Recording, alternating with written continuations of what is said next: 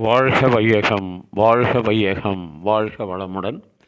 குரு வாழ்க, குருவே துணை. மனவளக்கலை உறவுகளுக்கு கோபாலின் வணக்கங்களும் வாழ்த்துக்களும். அருட்தந்தை வேதாத்ரி மகரிஷியின் மனவளக்கலை பற்றி தினமும் சிந்தித்துக் கொண்டிருக்கின்றோம். சுவாமிஜி அவர்கள் எழுதிய வாழ்க்கை மலர்கள் என்ற நூலில் இருந்து ஜனவரி மாதம் 26ஆம் தேதி ஓருலக ஆட்சி என்ற தலைப்பில் சிந்திக்கவிருக்கிறோம். அரசியல் தலைவர்களாலோ, மத தலைவர்களாலோ, பொருள்துறை தலைவர்களாலோ உலகில் அமைதி ஏற்படுத்திவிட முடியாது. ஏனெனில் இவர்கள் தனித்தன்மையில் எவ்வளவுதான் உயர் நோக்கம் உடையவர்களாக இருந்த போதிலும் ஒரு குறிப்பிட்ட வகையில் வாழ்க்கை நலத்தில் எல்லை கட்டிய குழுவினர்கள் அளித்துள்ள பதவி, பணம் இவற்றிற்கு கட்டுப்பட்டவர்கள். ஆகவே ஆன்மீகத் துறையில் உலக மக்கள் அனைவரையும் பொறுப்புடன் இணைத்து நலம் காக்க ஆன்மீக நோக்குடைய ஒரு இயக்கம்தான் நேர்நிறை உணர்வோடு உலக அமைதிக்கு வழிகாட்ட முடியும். நான் கொடுக்கும் திட்டமோ மிகவும் எளிது, புரிந்து கொள்ளவும் செயல்படுத்தவும் இயல்பானது. ஐக்கிய நாடுகள் சபைக்கு போதிய அதிகாரம் அளித்து உலக நாடுகள் ஒன்றிணைந்து உலகிலுள்ள எல்லா ஆட்சி எல்லைகளையும் பாதுகாக்கும் பொறுப்பை கூட்டாக ஏற்றுக்கொள்ள வேண்டும். இப்போதுள்ள எல்லை தகராறுகளை ஐநா சபை ஏற்படுத்தும் நீதிமன்றத்தின் மூலம் எல்லா நாடுகளும் எதிர்ப்பின்றி ஏற்றுக்கொள்ளக்கூடிய திட்டமும் செயலும் நாம் கொடுக்கும் திட்டத்தின் சாரமாகும். எல்லைகளின் பாதுகாப்பு ஐநா சபை மூலம் உலகம் ஏற்றுக்கொண்டால் தனித்தனியே எந்த நாட்டுக்கும் இராணுவம் தேவைப்படாது. இன்றுள்ள இராணுவ அமைப்பு செலவையும் போர் வீரர்களின் சேவையையும் பின்தங்கிய நாடு, பின்தங்கிய மக்கள் இவர்களை முன்னுக்கு கொண்டு வரக்கூடிய சேவைகளில் ஐநா சபை மூலம் ஈடுபடுத்திவிடலாம்.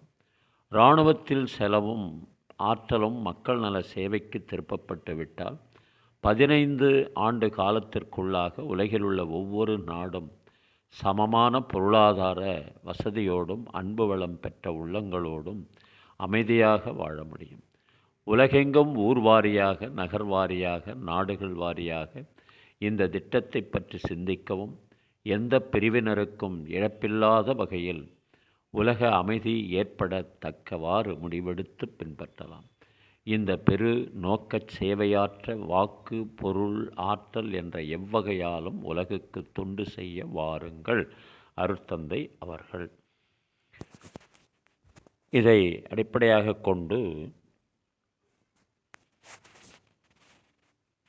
கவிஞர் ஒருவர் பாடல் எழுதியிருப்பார்கள். இதற்கு பொருத்தமான ஒரு பாடலாக அமையும். நல்ல நல்ல நிலம் பார்த்து நாமும் விதை விதைக்கணும், நாட்டு மக்கள் மனங்களிலே நாணயத்தை வளர்க்கணும், பள்ளி என்ற நிலங்களிலே கல்விதனை விதைக்கணும், பிள்ளைகளை சீர்திருத்தி பெரியவர்கள் ஆக்கணும். நல்ல நல்ல நிலம் பார்த்து நாமும் விதை விதைக்கணும், நாட்டு மக்கள் மனங்களிலே நாணயத்தை வளர்க்கணும். கண்ணியர்க்கும் காளையர்க்கும் கட்டுப்பாட்டை விதைத்து கற்பு நெறி தவறாத காதல் பயிர் வளர்த்து அன்னை தந்தையானவர்க்கு தம் பொறுப்பை விதைத்து பின்னே வரும் சந்ததியில் பேணும் முறை வளர்த்து இருப்பவர்கள் இதயத்திலே இரக்கமதை விதைக்கணும், இல்லாதார் வாசலிலே இன்பப்பயிர் வளர்க்கணும்.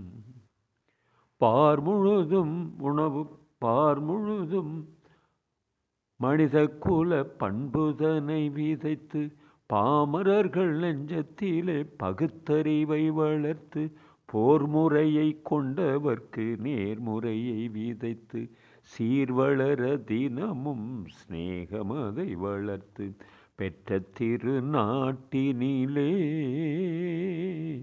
பற்றுதனை விதைக்கணும், பற்றுதனை விதைத்துவிட்டு நல்ல ஒற்றுமையை வளர்க்கணும்.